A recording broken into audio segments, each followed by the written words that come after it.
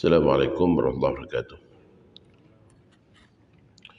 Alhamdulillah wassalatu wassalamu ala Rasulillah wa ala alihi wa sahbihi wa man wala. Qala rabbi shrah li sadri wa yassir li amri wa hlul 'uqdatam min lisani yafqahu qawli. Rabbi yassir wa la tu'assir, rabbi tammim bi khair.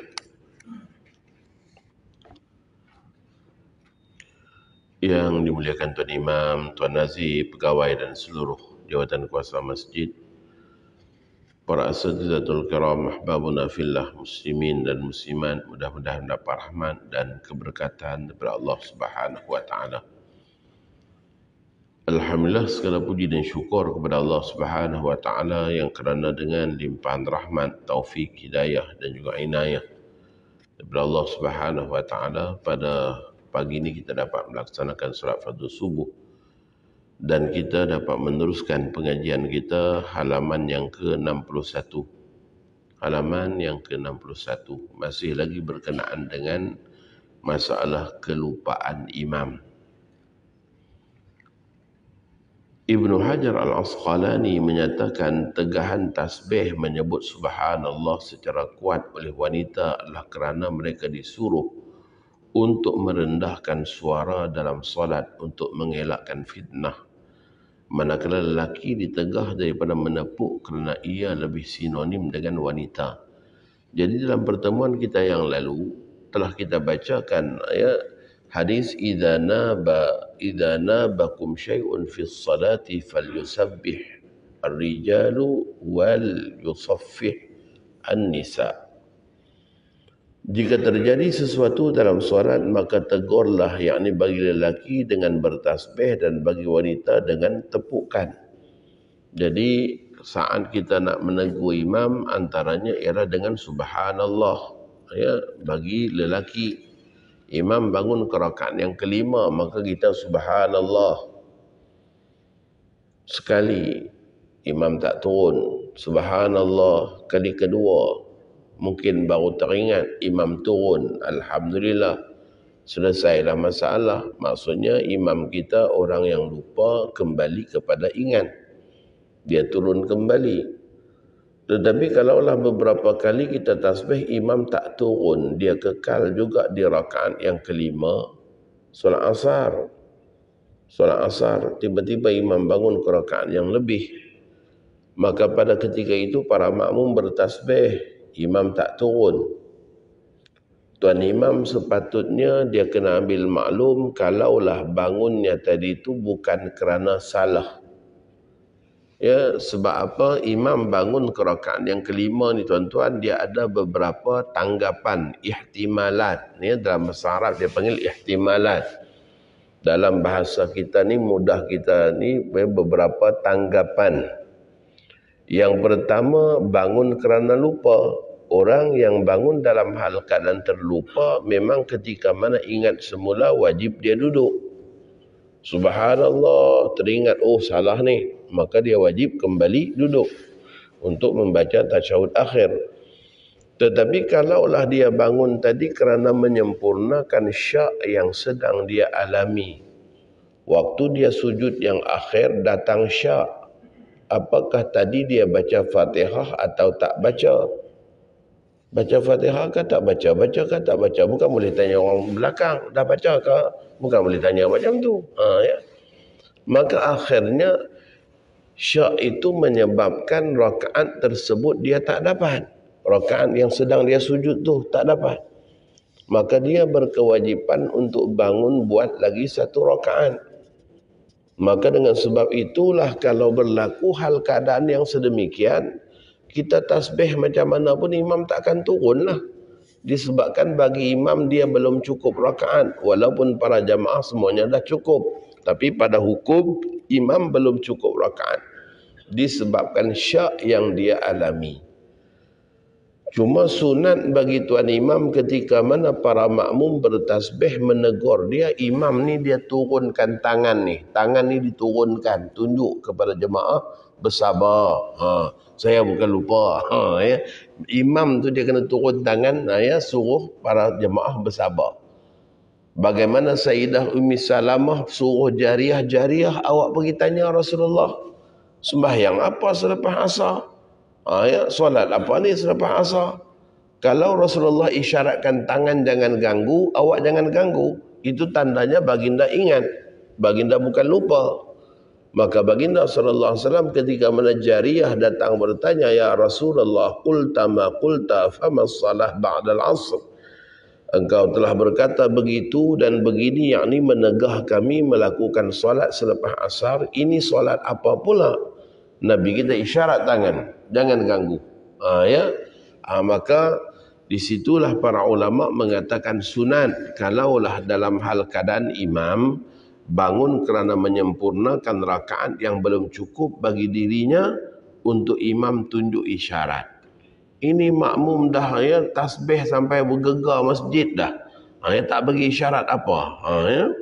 Maka mungkin makmum dalam hal keadaan duk ingat imam lupa. Subhanallah, mula-mula bilai seorang aja. Ya. Para jemaah lain bila tengok bilai tegur, dia orang pun naik semangat. Subhanallah, satu baris tegur. Makin ramai. Ya. Tak turun juga. Ya, tak faham ke apa? Tak dengar ke apa? Subhanallah, satu masjid. Subhanallah. Ya. Jadi kalau lelaki dengan tasbih, kalau perempuan dengan tasfik. Tasfik ni dengan tepuk belakang tangan ni. Ya, itu tasfik. Ya, dengan menepuk. Maka kalaulah jemaah muslimat nak menegur, ya, dengan cara menepuk, ya, itu sekiranya dengan kehadiran orang yang bukan mahram mereka. Tetapi kalaulah berjamaah di rumah, suami isteri dengan anak-anak, maka pada ketika itu isteri nak menegur suami boleh saja dengan tasbih. Ya, boleh dengan tasbih. Sebab apa? Ya, bukan dengan kehadiran orang yang ajnabi, orang luar. Hanya dalam kita katakan hanya berjamaah sesama mereka sahaja, maka tidak mengapa. Az-Zakarshi berpendapat menepuk untuk menegur imam adalah dalam keadaan wujudnya lelaki-lelaki ajnabi. Adapun jika jemaah solat dan imam terdiri daripada wanita atau lelaki-lelaki mahram, maka hendaklah mereka bertasbih secara jahar, yakni kuat dan terang. Sama aja, muslimat pun boleh bertasbih. Ya. Jika imam meninggalkan bacaan ayat atau melangkau ayat sama ada pada bacaan Al-Fatihah atau surah, maka tegurannya adalah dengan membaca ayat yang ditinggalkan itu. Jadi kalau imam tertinggal, tersalahnya pada bacaan, maka tidak ditegur dengan tasbih.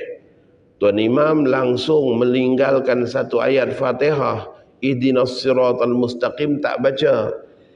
Iyyaka na'budu wa iyyaka nasta'in siratal ladzi, langsung. Maka jemaah kat belakang hendaklah langsung tegur ihdinas siratal mustaqim, supaya imam kembali pada bacaan yang betul. Itu pada kesalahan bacaan. Tak patut dengan tasbih dulu, subhanallah, ihdinas siratal, tidak, langsung tegur saja, ya, dengan bacaan ayat yang ditinggalkan. Imam tersasul bacaan surah sajadah pagi Jumaat, tiba-tiba termasuk ke surah Yasin. Makin pergi makin Yasin, makin pergi makin Yasin. Jemaah kata, sudah kita pagi ni ingatkan sajadah aja, dia pergi Yasin pula. Ya, panjang lagi. Ya. Jadi boleh untuk ditegur semula tuan imam agar kembali kepada surah sajadah. Ya, boleh. Ya, kita bantu imam supaya kembali kepada surah sajadah. Jika imam meninggalkan rukun perbuatan atau menambah perbuatan seperti bangun ke rakaat yang lebih, maka tegurannya adalah dengan bertasbih. Ya, pada perbuatan barulah dengan tasbih. Pada bacaan kita langsung baca saja. Baik, kita pergi pada halaman yang berikutnya, beberapa penyelesaian masalah kelupaan imam. Ini masalah-masalah kelupaan imam. Imam terlupa bacaan Al-Fatihah pada rakaat kedua solat jahriyah, maghrib, isyak, subuh, tarawih. Yang selalu duk jadi tuan-tuan tarawih. Ya, 20 rakaat ni duk susun ni, lepas ni surah apa, lepas ni surah apa, lepas ni surah apa. Ya, tarawih.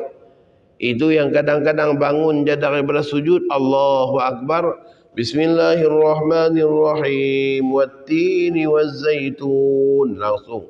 Sebab waktu sujud tadi duk ingat dah, lepas ni wattin, lepas ni wattin. Ya, bangun-bangun langsung wattin.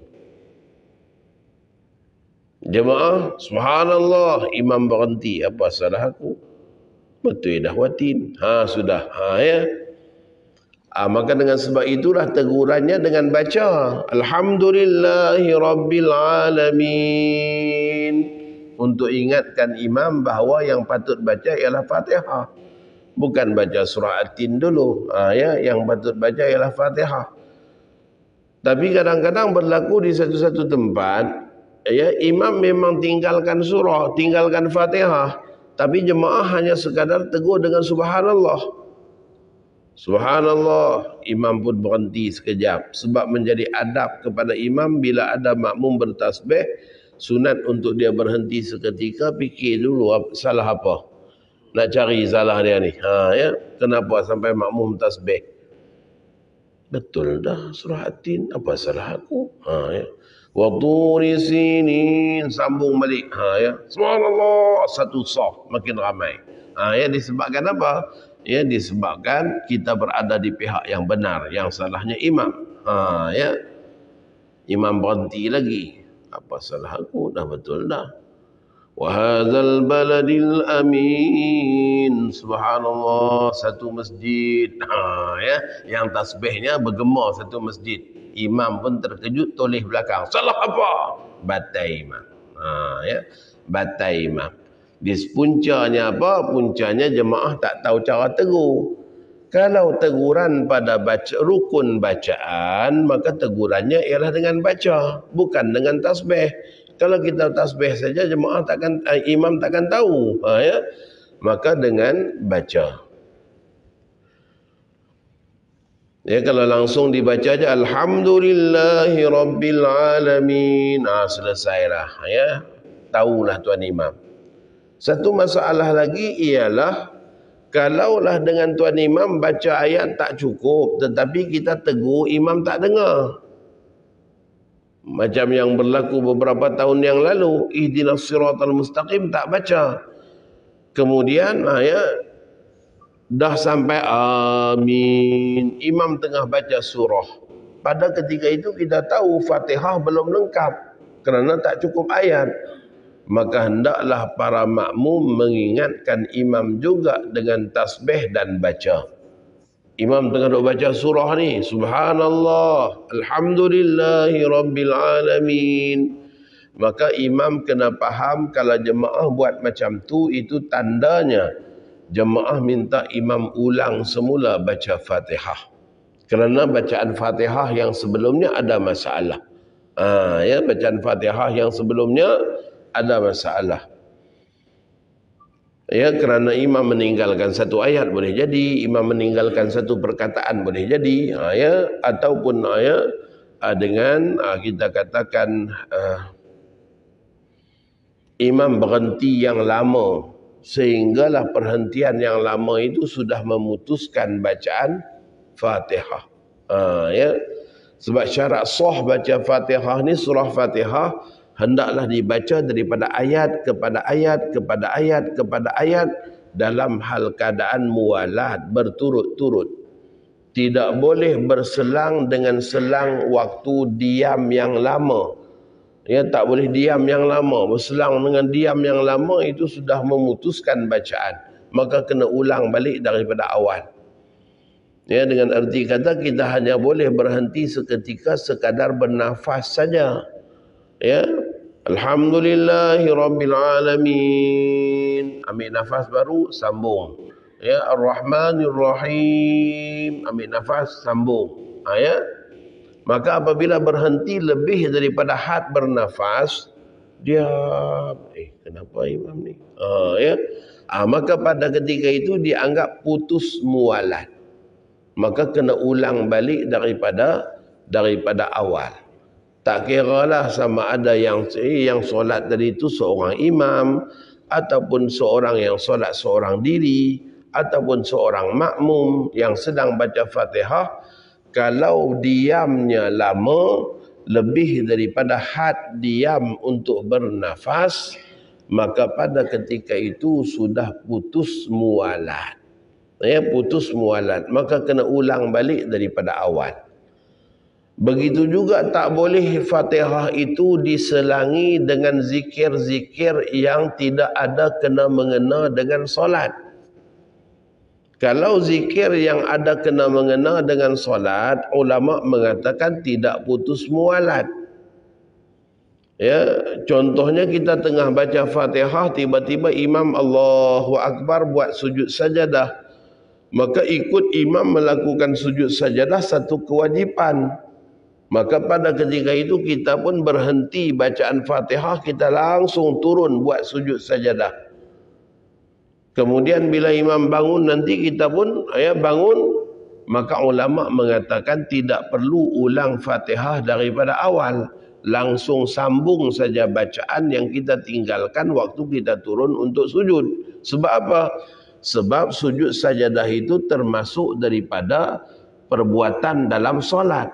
Dia bukan zikir luar solat, bukan zikir yang tak ada kena mengena dengan solat, maka tak putus mualat.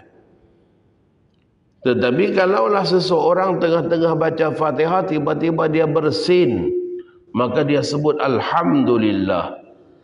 Sebutan Alhamdulillah pada bersin itu memutuskan mualat Fatihah. Kerana ucapan itu ucapan zikir yang tak ada kena mengena di dalam solat. Tak ada kena mengena dengan solat yang sedang dia buat. Hanya kerana dia ucap Alhamdulillah kerana bersin saja. Kawan sebelah pun sama juga, yarhamkumullah. Jawab pula. Kalau yarhamkallah batal sembahyang. Kalau yarhamkallah batal sembahyang. Sebab jadi komunikasi. Tapi kalau dia baca yarhamkumullah, tidak batal salat. Sebab jadi doa untuk semua hadirin. Mudah-mudahan Allah merahmati kalian semua. Maka tak batal. Disebabkan apa? Jadi doa. Tetapi kalau yarhamka, mudah-mudahan Allah rahmati awak yang ucap Alhamdulillah tu, maka jadi komunikasi. Jadi balasan kepada ucapan tersebut. Maka kedua-duanya kena ulang balik bacaan Fatihah daripada awal. Yang ucap Alhamdulillah pun kena ulang Fatihah, yang ucap yarhamkumullah pun kena ulang Fatihah. Kerana ucapan itu memutuskan bacaan Fatihah. Dianggap terputus. Fatihah ni tak boleh diselangi dengan zikir-zikir yang selain daripada tuntutan dalam solat.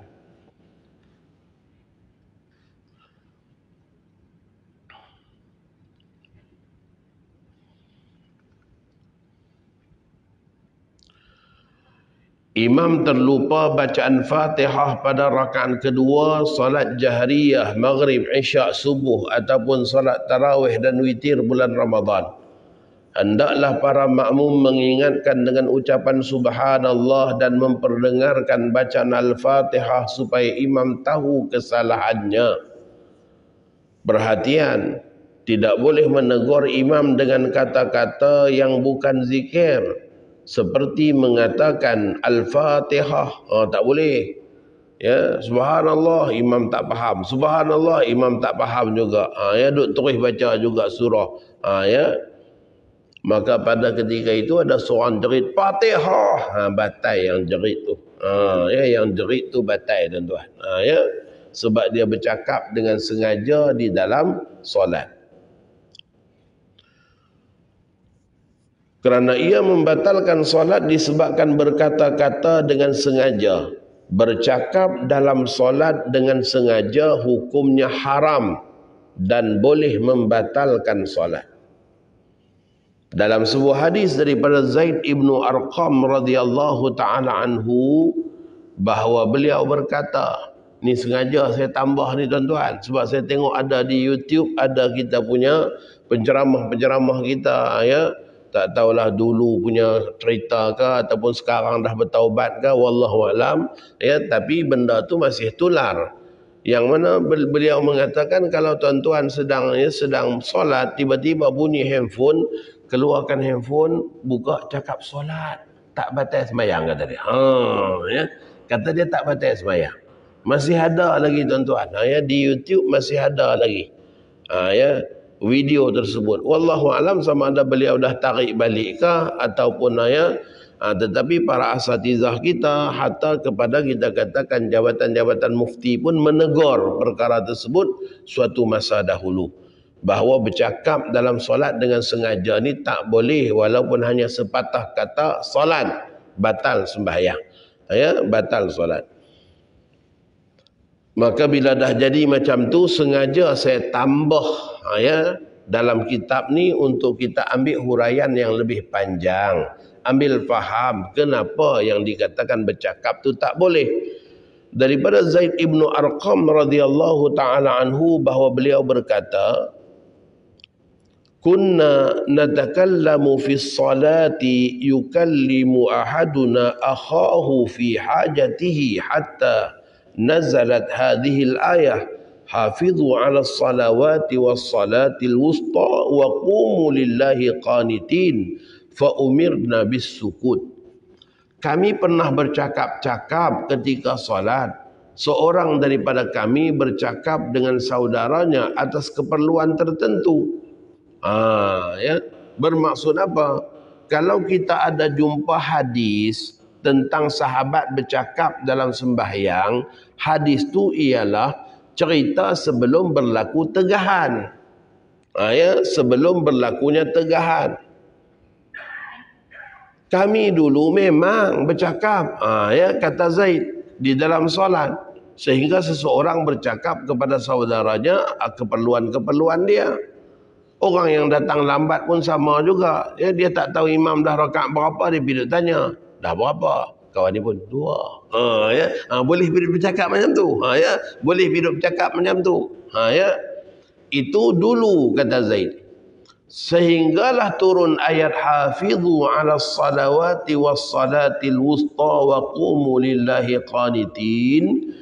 Peliharalah kamu, yakni kerjakanlah dengan tetap dan sempurna pada waktunya segala solat fardu, khasnya solat wusta iaitu solat asar, dan berdirilah kerana Allah dalam solatmu dengan taat dan khusyuk. Ya, qanitin tu taat dan khusyuk, itulah maknanya tidak bercakap-cakap. Ya, tidak bercakap-cakap. Maka kami pun diperintahkan untuk diam, yakni berhenti daripada bercakap-cakap di dalam solat. Dalam riwayat yang lain, yang ni ada dalam Bukhari Muslim tuan-tuan. Dalam riwayat yang lain, ya, kalau kita tengok ya di dalam riwayat Sayyidina Abdullah bin Umar dalam Musnad Imam Ahmad, beliau lagilah jelas mengatakan, fama takallamna wa ma asyarna ba'da dzalik. Sesudah turun ayat ni, kami tidak lagi bercakap-cakap, kami tidak lagi buat isyarat sesama kami di dalam sembahyang. Dalam sebuah hadis yang lain, inna hadhihi salah la yasluhu fiha syai'un min kalamin nas. Innama hiya tasbihu wa takbiru wa qiraatul Quran. Sesungguhnya solat ini tidak boleh dalamnya ada sesuatu daripada perkataan manusia, yakni tak boleh bercakap. Solat itu hanyalah tasbih, sebab itulah tegurannya dengan cara tasbih. takbir dan bacaan Al-Quran.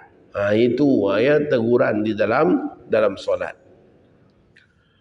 Baik, catatan tambahan berkenaan dengan hukum bercakap dalam sembahyang ni sebagaimana yang ada di dalam kitab Taqrirat As-Sadidah. Saya ambil daripada Taqrirat Sadidah supaya kita jelas beberapa hukum yang telah digariskan oleh para ulama tentang bercakap di dalam solat. Bercakap dengan sengaja walau hanya dengan satu huruf yang ada makna membatalkan solat. Bercakap dengan sengaja walau satu huruf aja, yang ada makna, yang dipahami.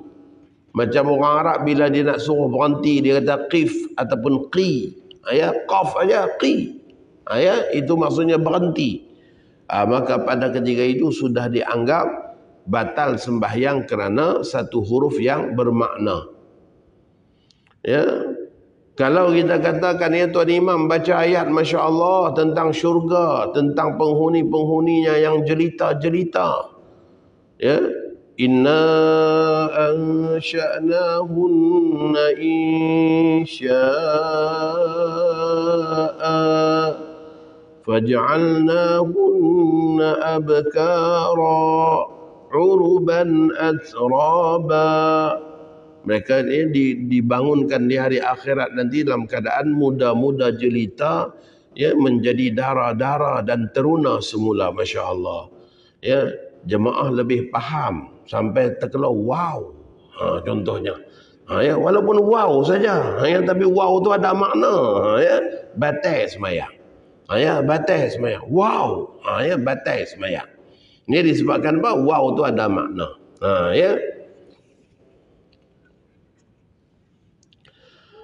Bercakap dalam solat lebih daripada 4 patah perkataan membatalkan solat sama ada ia disengajakan atau tak disengajakan. Bercakap lebih daripada 4 patah.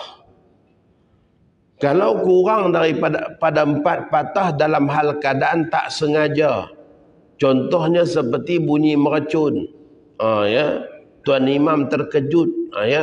Kalau bunyi meracun kat luar tak terkejut tuan-tuan. Ini tiba-tiba meracun roket jatuh depan dia. Pang, bunyi Allah. Contohnya. Ataupun terkejut. Sekadar sepatah saja tak batal sembahyang. Tak batal solat. Walaupun sengaja tak batal. Walaupun tak dalam hal keadaan tak sengaja tak batal. Dalam hal keadaan tak sengaja tak batal. Kalau kurang daripada 4 patah.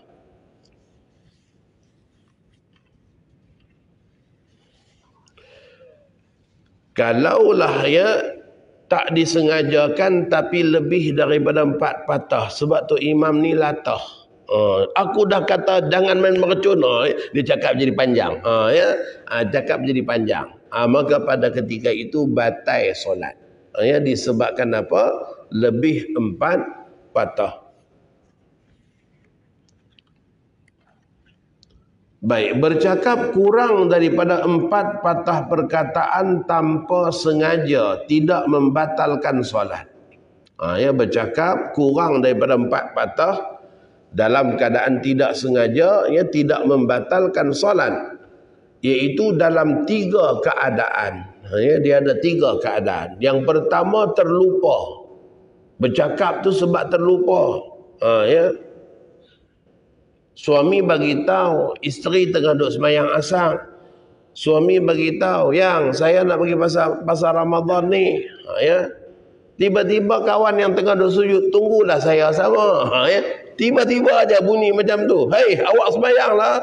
Terlupa. Terlupa. Boleh keluar macam tu. Tunggulah saya. Contohnya. Maka disebabkan tak sengaja, tak sengaja, terlupa, tersasul, terkeluar, maka tidak batal. Kata yang pertama, kalau terlupa, kurang 3 patah dalam keadaan terlupa. Terlupa kata dia tu tengah solat.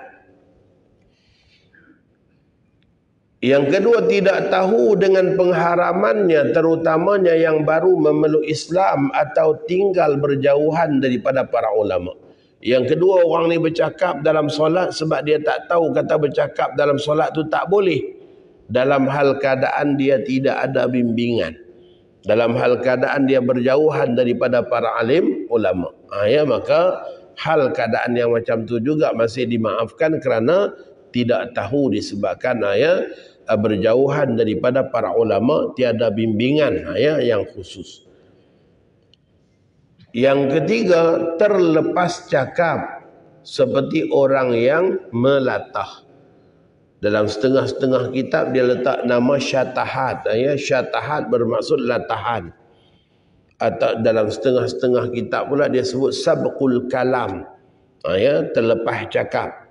Bukan sengaja nak bercakap, terlepas cakap. Disebabkan melatah. Maka orang yang sedemikian juga tak batal solat kalau kurang daripada 4 patah perkataan.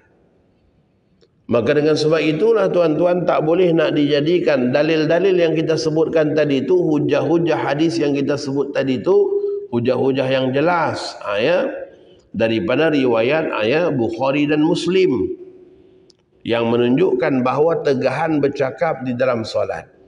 Adapun hadis berkenaan dengan Zulyadain, kan Nabi kita pernah solat Zuhur, tiba-tiba Nabi kita buat 2 rakaat.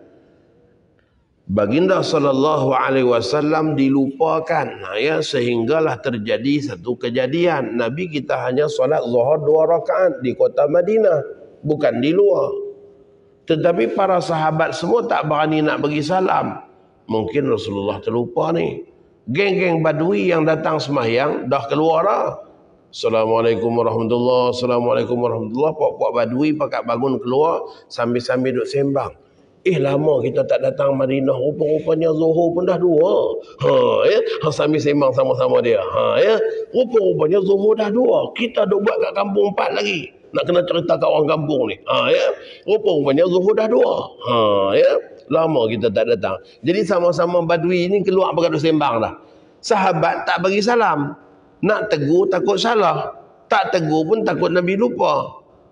Sampailah Zulyadain bertanya, aqusiratis solah, apakah sembahyang dah diqasarkan? Nabi kita katakan tidak. Nabi kita jawab pula tidak. Maka Nabi kita tanya lagi, apakah benar pertanyaan Zulyadain? Orang ramai pun kata na'am. Nabi kita pun bangun, sambung lagi 2 rakaat. Maka berlaku bolak-balik percakapan tadi itu. Ada setengah orang dia ambil hadis ni lah. Dia kata hadis ni dah membuktikan boleh bercakap ni. Itu yang kalau takat bunyi handphone solat tak batal. Dia ambil hadis ni lah. Hadis ni pun ada dalam Sahih Bukhari juga tuan-tuan. Tapi kita kena ambil maklum. Ulama mengatakan hadis itu, kejadian itu berlaku sebelum ada tegahan yang jelas. Sebelum ada tegahan Quran pun ada, tegahan hadis pun ada. Tak boleh bercakap di dalam solat. Ada sebahagian ulama pula mengatakan kalaulah kejadian itu berlaku selepas tegahan sekalipun, ia hanyalah khususiyah. Bermaksud hanya khas untuk kejadian itu sahaja. Tidak boleh pada kejadian-kejadian yang lain. Maka sebab itulah tuan-tuan, bila kita ambil hadis-hadis ni kita kena baca menyeluruh, barulah kita dapat kesimpulan daripada satu keputusan yang lebih tepat. Tak boleh main baca satu hadis je langsung nak beramal, baca satu hadis je langsung nak beramal, tak tengok dulu hadis-hadis yang lain dan sebagainya, huraian-huraian para ulama, penjelasan para ulama dan sebagainya. Sangat bahaya tuan-tuan yang duk share satu hari satu hadis tu. Satu hari satu hadis, satu hari satu hadis, satu hari satu hadis. Dia tak tahu hadis tu orang pakai ke tak pakai ke, guna ke tak guna ke. Asalkan saya tak tahu, saya share hadis saja. Tak boleh macam tu. Kalau nak share, ambil sekali tengok apa intisari daripada para ulama daripada hadis tu, apa pengecualian dia, apa hukum dia. Bukan takat kita duk bagi teks hadis saja. Sampai masuk minum air kencing unta, sudah.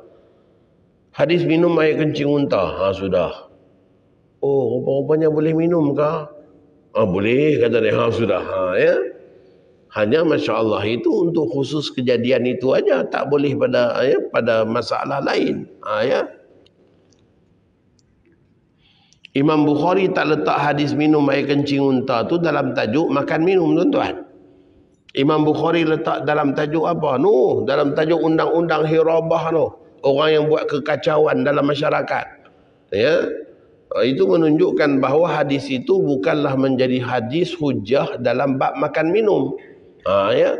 Maka bila Imam Bukhari tak letak dalam tajuk makan minum saja, itu sudah patut ya kita tahu bahawa ni Imam Bukhari pun tak ambil hadis ni untuk bab makan minum. Letak dalam tajuk dalam tajuk hirabah. Sebab apa? Sebab orang ni dia telah mencetuskan kekacauan bila dia minum air kencing unta, dia jadi haid, tuan-tuan. Kemudian dia rompok kabilah tu, dia larikan unta-unta mereka semua. Dia datang ke Madinah, dia mengadu, saya ni ya Rasulullah sakit belakang. Saya kalau sakit macam ni, saya minum kencing unta 1 cawan aja, okey, kata dia. Maka Nabi kita kata, awak pergilah pada kabilah sekian-sekian, mereka tu banyak unta. Dia pergi, kena segelah haid. Rompok habis semua satu kabilah tu. Habis unta-unta dilarikan. Maka datanglah kabilah tadi, ya Rasulullah, kamu suruh orang ni pergi pada kami, dia rompok kami. Maka Nabi kita pun suruh para sahabat kejar, ditangkap dan dikenakan hukum hukuman hirabah ke atas lelaki tersebut. Maka di situ kita lihat ia bukanlah diletakkan dalam tajuk makan minum. Ni pi umrah aja orang bawa ladang unta, dia kira nak beli yang kencing unta.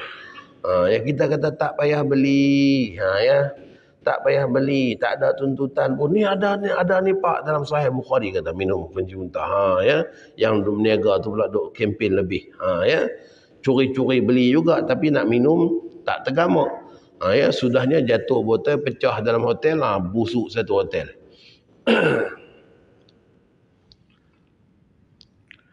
Baik, imam tidak membaca Fatihah atau satu ayat daripada Fatihah dan terus rokok, para makmum tidak boleh mengikutnya kerana rokok itu tidak dikira. Kita kena ambil maklum syarat sah satu rukun sembahyang, mestilah rukun sebelumnya sah. Mestilah rukun sebelumnya sah.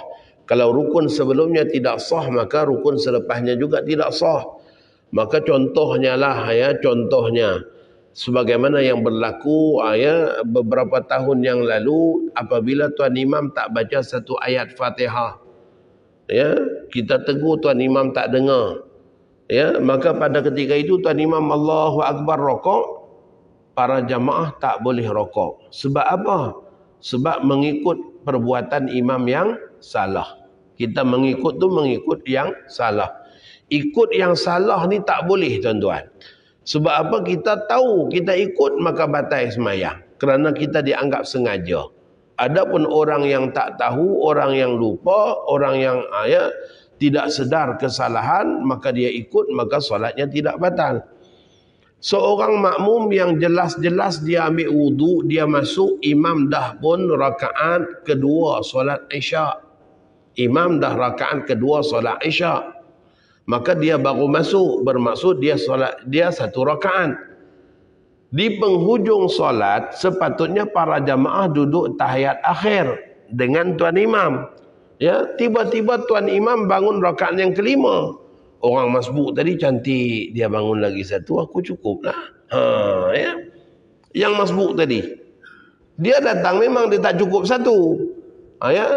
Jemaah duduk tahiyat semua, tiba-tiba tuan imam Allahu Akbar bangun tegak berdiri. Makmum masbuk tadi, dia tahu imam tu bangun yang salah. Maka dalam hal keadaan yang sedemikian, walaupun dia ada baki rakaat, ulama mengatakan hukum dia bangun haram, kerana batal sembahyang. Dia memang ada lagi satu rakaat, tetapi dia bangun mengikut imam dalam hal keadaan yang salah. Sama aja macam imam duduk baca tahiyat awal rakaat pertama, kita ikut duduk. Sembahyang kita batal. Disebabkan duduk yang salah. Maka begitulah juga, walaupun dia ada baki lagi satu rakaat, imam bangun ke rakaat yang kelima, dia tahu bangun tu bangun yang salah. Maka pada ketika itu kalau dia ikut bangun, batal sembahyang. Kecualilah sesudah para jemaah tegur, subhanallah, tuan imam tak turun. Subhanallah, imam tunjuk tangan pula, jangan ganggu. Tahulah makmum ni, imam ni tadi mungkin dia ada syak dalam sembahyang, dia bangun menyempurnakan syak. Okey, aku boleh bangun ikut sekali. Dia pun boleh bangun ikut sekali. Disebabkan apa? Dah jelas dah imam bukan bangun dalam keadaan tersalah. Sebelum tu dia ikut bangun tak boleh. Ikut bangun boleh membatalkan solat. Dia kena tunggu, pastikan dulu bangunnya imam tadi itu dalam hal keadaan tersalah ataupun memang benar pada kedudukannya. Maka begitu juga di sini, saat imam tak baca Fatihah ataupun baca Fatihah hanya tertinggal ayat, imam rokok, maka para jamaah tak boleh ikut rokok. Ikut rokok membatalkan solat. Para makmum tidak boleh mengikutnya kerana rokok itu tidak dikira. Para makmum diberi pilihan sama ada menunggu imam dalam keadaan berdiri atau niat mufaraqah dan meneruskan solat secara sendirian. Maka makmum ada pilihan dah. Ketika mana imam rokok, makmum ada dua pilihan. Pilihan pertama, kekal menunggu. Pilihan kedua, niat mufaraqah, teruskan solat bersendirian. Cuma masalah kita kalau berlaku dalam sembahyang Jumaat. Kalau berlaku dalam sembahyang Jumaat, tuan-tuan, dia lebih banyak masalah lagi. Kenapa? Contohnya lah, kejadian ni berlaku di rakaat pertama sembahyang Jumaat. Tuan imam Allahu Akbar rokok dalam hal keadaan Fatihah tak cukup ayat.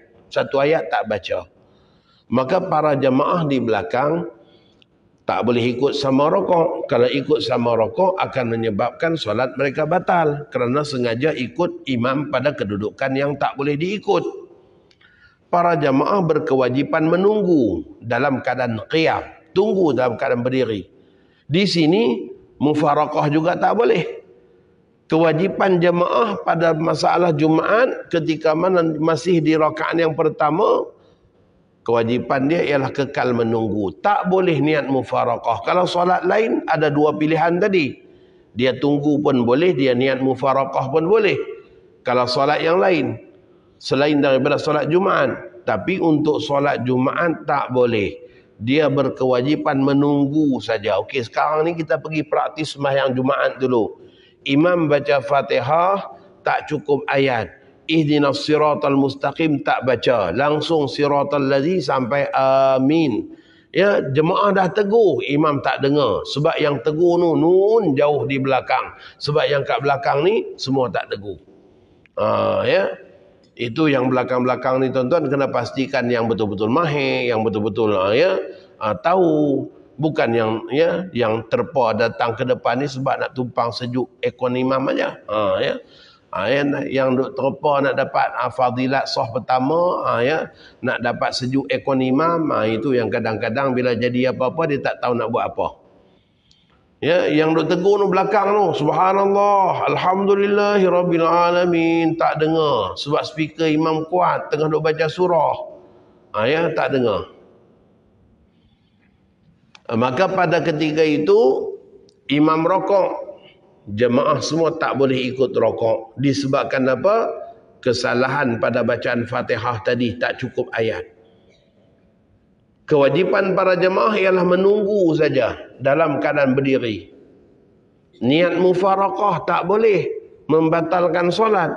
Sebab sembahyang Jumaat, syarat sah sembahyang Jumaat mesti dapat satu rakaat bersama imam. Barulah sah sembahyang Jumaat. Untuk solat lain okey, niat mufaraqah boleh, tapi Jumaat tak boleh. Dalam hadis Nabi kita katakan, man adraka rak'atan minal jumu'ati faqad adrakal jumu'ah. Siapa yang dapat satu rakaat Jumaat, maka dia dapat rakaat Jumaat. Dia dapat solat Jumaat. Siapa yang tak dapat satu rakaat solat Jumaat dengan imam, maka dia tak dapat Jumaat. Maka dengan sebab itu haram mufaraqah solat Jumaat di rakaat pertama. Ya, bermufaraqah ulama hukumkan haram kerana perbuatan itu akan menyebabkan sengaja membatalkan solat Jumaat. Okey, jemaah pun tunggu. Imam rokok, i'tidal, sujud. Imam bangun ke rakaat yang berikutnya, baca Fatihah, baca surah. Kita pun ikutlah macam biasa.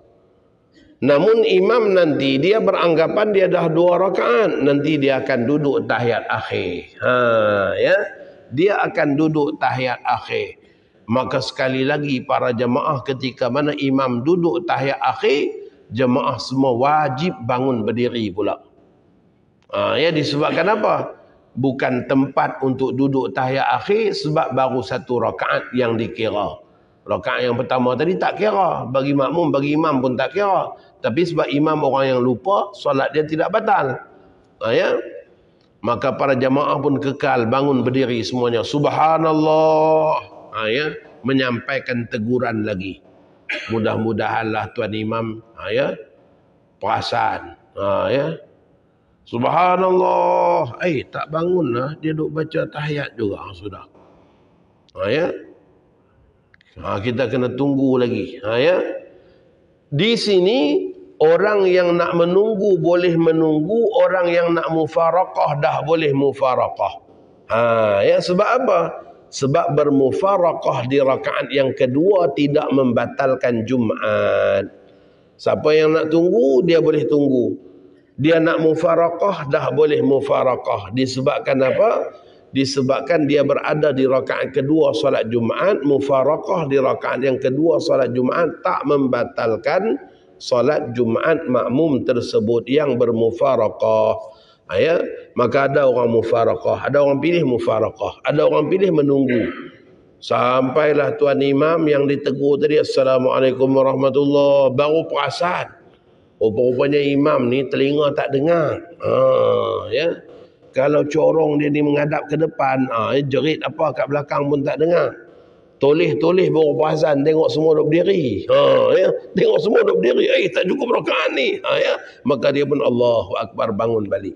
Ya. Sambung lagi satu rakaat. Ya, jadi itu tuan-tuan, kalau jadi dalam sembahyang Jumaat, mudah-mudahan tak jadilah. Sebab kalau jadi je kalang kabut habis.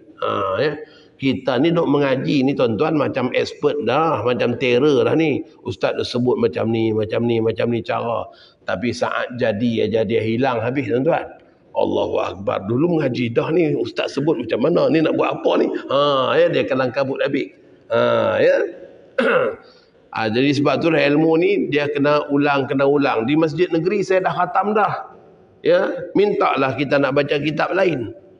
Imam kata tak Ustaz khusus untuk kitab ni aja. Ulang tak apa. Ulang 2-3 kali pun tak apa. Ya, biar jemaah kita dengar selalu, lama-lama faham, lama-lama ingat ya kaedah-kaedah dia. Ni kali kedua dah ulang di Masjid Negeri Shah Alam tuan-tuan. Dah khatam dah itu. Ya, ulang. Para makmum yang menunggu hendaklah bersedia dengan keadaan-keadaan yang bakal dihadapi kerana imam akan beranggapan dia bangun ke rakaat yang kedua, sedangkan pada hukum masih rakaat pertama bagi imam dan makmum. Sekiranya imam duduk membaca tasyahud awal pada rakaat kedua mengikut sangkaannya, maka para makmum wajib bangun berdiri dan sunat mengingatkan imam dengan tasbih subhanallah lagi. Itu untuk solat-solat yang lain lah.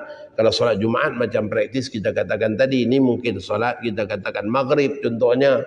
Maka pada ketika itu imam akan duduk tahiyat awal kerana beranggapan dia di rakaat kedua. Namun pada hukum sebenarnya dia baru rakaat pertama. Sebab rakaat pertama yang dia rokok seorang-seorang tu tak dikira. Ya, maka makmum hendaklah tasbih ingatkan imam lagi. Ya, pilihan para makmum kekal menunggu ataupun boleh niat mufaraqah. Kita sampai situ dulu tuan-tuan. InsyaAllah kita akan sambung dalam pengajian yang akan datang. Imam duduk membaca tahiyat awal di rakaat pertama. Ya. Baru rakaat pertama tiba-tiba dah duduk baca tahiyat awal. Ya. Itu pun nanti akan kadang kabut habis tu. Ya. Baik. Ya, cukup dulu dekat itu, insya-Allah kita akan sambung dalam siri pengajian yang akan datang. اللهم اجعل جمعنا هذا جمعا مرحوما وتفرقنا من بعده تفرقا معصوما ولا تجعل فينا ولا معنا شقيا ولا مطرودا ولا محروما وصلى الله على سيدنا محمد وعلى آله وصحبه وبارك وسلم والحمد لله رب العالمين. تقبل الله منكم.